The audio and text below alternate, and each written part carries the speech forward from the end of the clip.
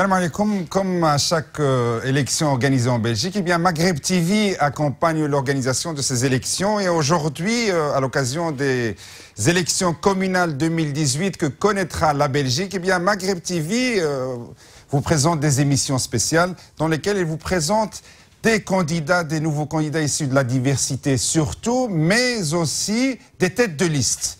Aujourd'hui, j'ai le plaisir de recevoir Joël Rigel, bourgmestre de la commune de Berchem-Sint-Agathe, une des 19 communes de Bruxelles. Et vous êtes tête de liste de votre liste, on va en parler, la liste du bourgmestre. Monsieur Rigel, bonjour. Bonjour.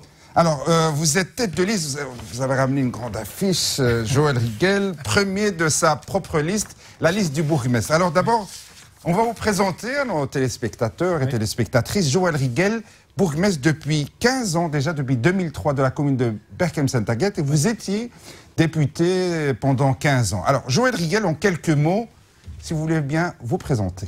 Bien voilà, moi j'étais enseignant pendant 20 ans, j'étais professeur de langue, et puis je me suis lancé dans la politique où j'ai obtenu la confiance de mes concitoyens, d'abord comme échevin de l'urbanisme, ensuite comme député, puis je suis devenu bourgmestre en 2003. Ça fait 15 ans que j'essaie de gérer la commune dans l'intérêt de mes concitoyens. Je pense qu'on est arrivé, grosso modo, à un résultat qui peut satisfaire tout le monde. Un bon équilibre entre la ville et la nature, c'est ça qui était l'objectif principal. D'accord. Et vous étiez également député pendant 15 ans. Vous avez arrêté d'être député? Tout à fait. Moi, j'ai arrêté en 2014, d'abord pour me donner du temps, parce que la gestion communale est quelque chose qui demande énormément de temps, beaucoup d'énergie. Il faut aller chercher des subsides partout, il faut rentrer en relation avec les autres niveaux de pouvoir. Ça demande beaucoup d'énergie, et je ne vous cache pas que j'étais devenu grand-père. Et donc, je voulais garder un petit peu de temps pour mes petits-enfants aussi. Alors, bourgmestre depuis 15 ans, hein, donc à la tête de la commune, député pendant 15 ans. Vous êtes marié depuis 15 ans également ou pas? Un peu plus, un peu plus. Ça fait une quarantaine d'années que nous avons un couple qui tient, et heureusement, parce que quand on fait de la politique, il vaut mieux avoir une femme, une épouse qui vous soutienne. Alors, on va parler aussi de votre commune, mais j'ai appris que vous êtes également comédien. Donc, vous jouez dans des pièces de théâtre. Ben oui, on a chacun... Parlez-moi de ça, c'est original, hein, un bourgmestre comédien. J'ai toujours fait du cabaret et de la chanson dans les années 80, quand j'étais un petit peu plus jeune. Et puis, c'est un spectacle qui s'appelle Sois belge et tais-toi. J'y ai joué pendant 20 ans. Maintenant, c'est terminé. Je commence une autre série avec une pièce qui s'appelle Niveau 5, qui est très intéressante, vous allez voir, et où il y a moyen de rire beaucoup. Et donc, c'est un hobby qui est devenu une demi-profession, quelque part, puisqu'on tourne beaucoup. Alors, qu'est-ce qu'apporte le métier, ou bien le hobby d'artiste au métier de bourgmestre? Est-ce que c'est un plus? C'est une valeur ajoutée, ou bien c'est juste un plaisir que... J'ai 3 activités professionnelles dans ma vie. J'étais enseignant, bourgmestre et comédien. Je pense que ce qui fait le lien entre les 3, c'est pour ça il faut aimer les gens. Moi, j'aime bien rencontrer les gens, que ce soit sur une scène, que ce soit dans ma commune, que ce soit dans une classe, avoir le regard des gens, avoir cette complicité qu'on peut développer dans toutes ces disciplines-là, rencontrer les gens. Très bien, on va parler des gens et des Berchemois, comme on dit, mais d'abord on va parler du territoire et de votre commune. Alors, si vous voulez présenter également Berchem-Sint-Agathe, c'est une commune, elle fait partie des 19 communes de Bruxelles, mais elle est peu connue, moins connue que les autres, que Bruxelles-Ville, Anderlecht, Schaerbeek, etc., des grandes communes de Bruxelles. On la connaissait plutôt une petite commune rurale. Quelle est la spécificité exacte de votre commune, monsieur? Je pense que, voilà, c'est 3 km² et sur lequel vivent 25 000 personnes aujourd'hui. Quand je suis devenu échevin en 95, il y avait 18 500 Berchemois. Maintenant, il y en a 25 000. Il y a un rajeunissement terrible de la population.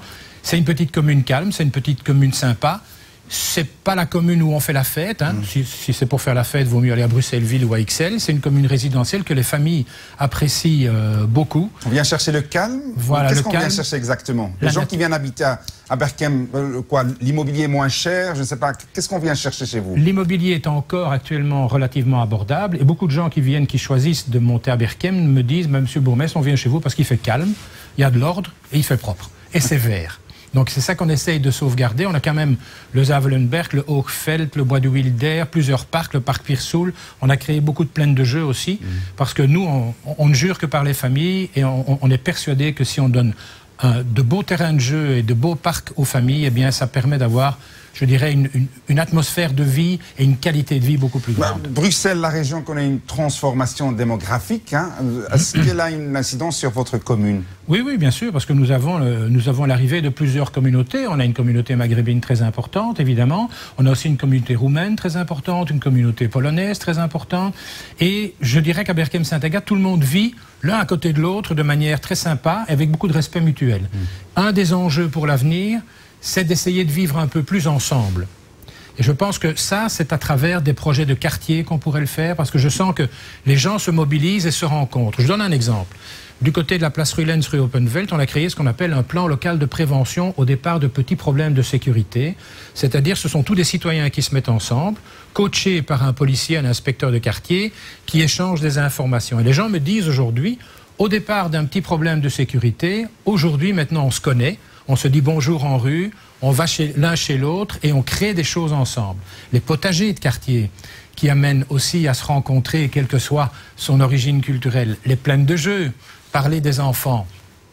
C'est un fil rouge quelque part dans toutes les familles et dans toutes les cultures et ça crée des liens. Ça nous ramène à parler de votre bilan. Vous êtes bourgmestre depuis 15 ans. Qu'est-ce que vous avez apporté à votre commune et à vos concitoyens? Eh bien écoutez, nous avons quand même créé encore récemment une crèche de 48 places. Donc on a une offre de crèche qui dépasse les 35% des enfants qui peuvent aller en crèche, ce qui est au-dessus de la moyenne européenne. On a créé une nouvelle école francophone, 450 places en primaire et... chose que je ne pouvais même pas imaginer à un certain moment, on a créé une école secondaire, même 2 écoles secondaires. Vous imaginez les communes.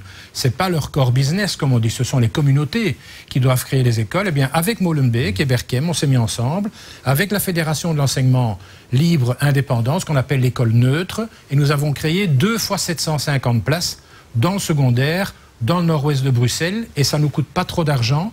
On donne un petit subside, nous, pour le fonctionnement de l'école, mais la communauté française est venue comme partenaire. On a réussi ce tour de force extraordinaire, je pense, pour des petites communes qui n'ont pas trop de moyens. Monsieur Riguel, monsieur le bourgmestre, quand vous rencontrez vos concitoyens, vous administrez dans votre commune, quelles sont les attentes des habitants exactement? Quelles sont les priorités des habitants? Je pense qu'il y a plusieurs axes. Il y a un axe de la vie courante qui est la propreté et les incivilités. Aujourd'hui, on a des comportements en rue qui ne sont pas corrects.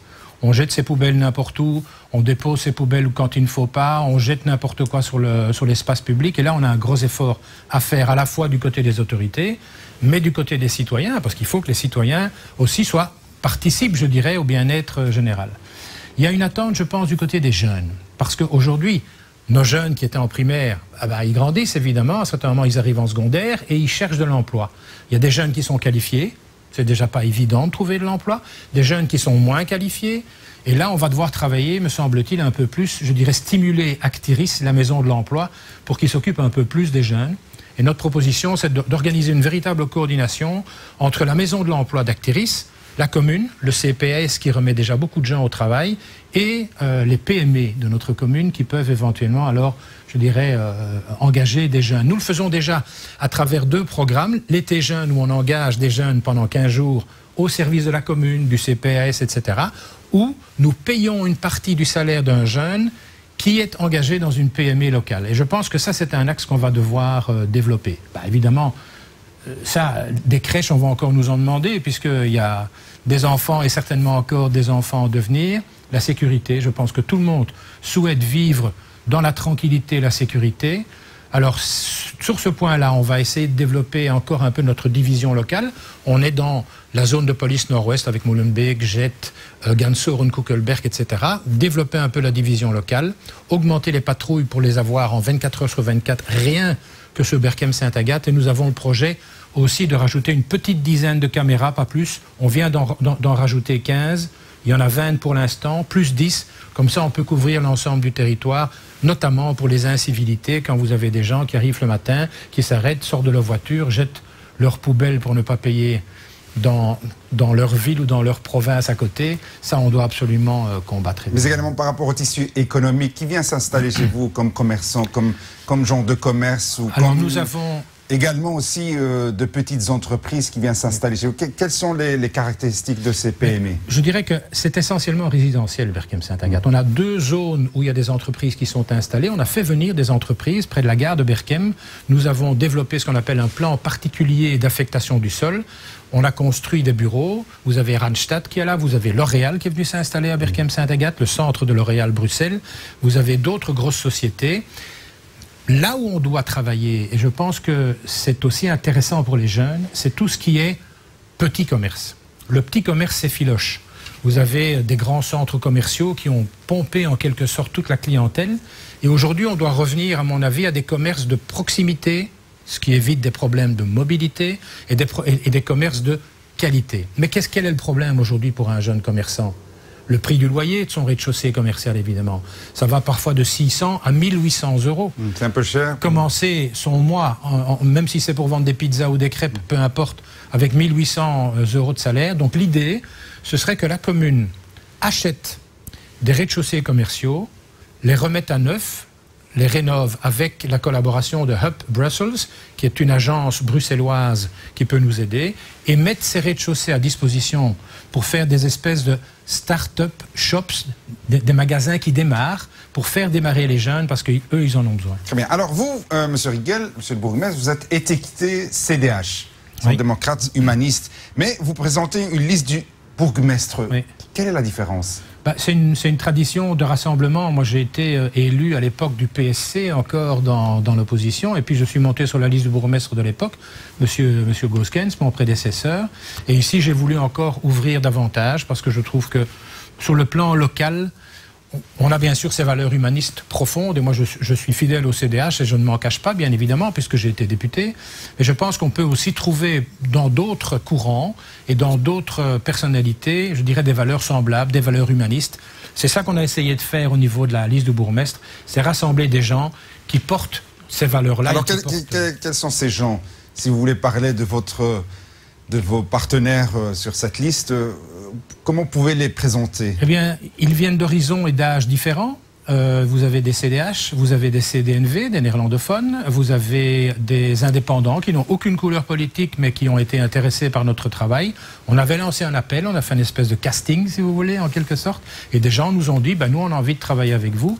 Et on a aussi le groupe Berchem, qui était une liste qui existait auparavant, qui avait un élu, qui nous a rejoints parce que ils ont pu retrouver chez nous un certain nombre de valeurs communes. Alors pour les Berchemoises et les Berchemois qui nous regardent ce soir, si vous pouvez, je ne sais pas, leur vendre une idée, un projet de votre programme, ce serait lequel? Moi, mon rêve, vraiment, c'est qu'on puisse rassembler l'ensemble des citoyens sur des projets communs. Mais pas simplement des réunions où on vient donner son avis, mais des endroits où on fait des choses très concrètes ensemble. Par exemple, dans des îlots, puisque la grande richesse de Berchem, c'est sa verdure, je dirais, c'est même à l'intérieur d'îlots de maisons, se mettre d'accord pour, non pas partager des jardins, quoique, mais en tout cas partager les envies de plantation, faire des choses ensemble. Et mon rêve, vraiment, c'est que chacun sorte un peu de chez soi, chacun sorte un peu de ses habitudes pour aller rencontrer l'autre. Et pour ça, nous allons essayer de développer aussi la présence des acteurs culturels dans les quartiers. Et votre dernier mot dans cette émission? Écoutez, Berchem est une belle commune et doit le rester, et vous pouvez me faire confiance pour que ce soit le cas. C'était Joël Rigel, tête de liste de sa propre liste du bourgmestre de Berchem-Saint-Agathe. Merci beaucoup. Merci à vous.